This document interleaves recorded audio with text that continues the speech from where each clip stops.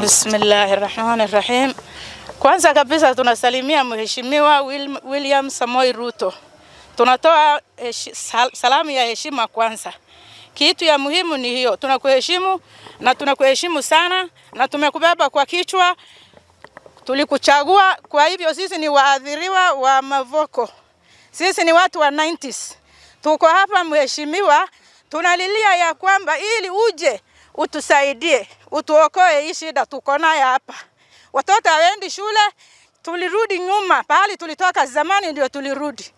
Unaona? Kwa hivyo Mheshimiwa William Samoei Ruto, wewe ndio president wetu, wewe ndio tumekusimamia. Unaona? Tunakuomba uje utuokolee. Tulisema tunajua wewe ni kazi yako ni kusema na kutenda. Uje hapa adhirifa Mavoko, uje ututende ile miujiza tulikuwa tunajua. Uje utufanyie hapa. Ndio furaha yetu iweze kurudi.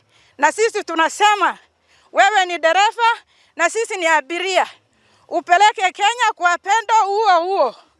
Kwa hivyo tunakuwekea saluti mara 100 na tumekuwekea na tutam tunasema please tunakuomba uje hapa utusaidie.